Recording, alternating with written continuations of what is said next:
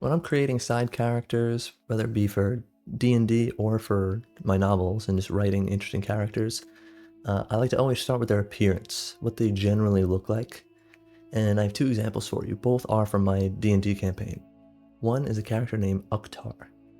He is a tall, brute, top-heavy, buzzed hair, massive head, tiny little beady eyes, kind of adjacent to Gluttony from Full Metal Alchemist, if you've seen it. And for him, I didn't really have a plan. I knew he would interact with the players in a jail sequence, but that was it. I had kind of no idea who he was, why he was, or anything really about him.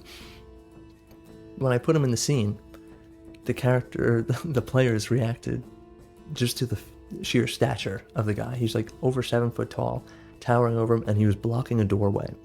And he would just watch them. He stood in silence. And his name, Uktar, was carved across his forehead. That was just like on the moment. I thought that would be cool.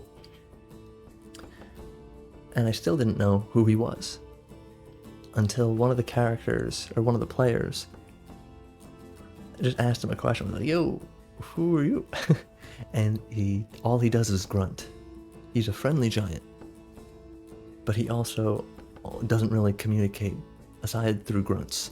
And he can also run on all fours at like inhuman speeds, but that's another thing. And that completely came spur of the moment. And for me, I found that interesting. The characters also found it funny and interesting because it is just kind of a silly thing, but also why is that interesting? How did Uktar come to be? Is he human? We don't know. Why does he not speak? Why is he a mute and only grunt? Like that's a question. Why is the name Uktar carved into his head? We don't know.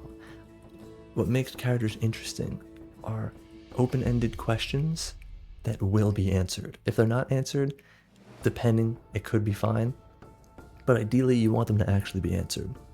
So then the character starts becoming more well-rounded and understood to either the reader or to the players. Another example I have is Kiara, who was introduced in that same sequence and is a 10-year-old little girl. For her, I actually worked backwards. I created an orphanage sequence or encounter that I wanted to have happen with the players at some point throughout the campaign. Then I had the idea to have a link to actually sort of connect the characters to it or the players to it. What if a child from that orphanage comes into contact with the party? And from there, Kiara spawned. And I created the appearance of a 10-year-old little girl, white dress covered in soot and bloodstains. And she's crying in this prison cell, locked up all alone. That's the start. I have the encounter written out, but then after I was like, oh, it would be kind of interesting to have a link, and that's where Kiara came. So I think if you don't have a archetype or an actual idea for who the character is, I would say start with their appearance, because I think their appearance can dictate a lot of who they are, whether you want it to be a portrayal of who they are or in spite of who they are, essentially. Where a nobleman who's like dressed in a nice suit, has his hair cut, and looks pristine, the stereotype or base idea would be, oh, he's probably a douchebag. But what could be interesting is that, but he's actually kind. Where you can also flip archetypes on its head in order to create interesting dynamics that at least players or readers don't expect. And I think another piece of advice I have, for me it works, some people don't like the advice. If you don't have an archetype for the character, but you want the character to exist, I start with a name, their appearance, and then I just put them in the scene. I do it with writing and with D&D. See how they interact with the world. Let the character spring to life on their own and see how it interacts with other characters, how characters interact with them.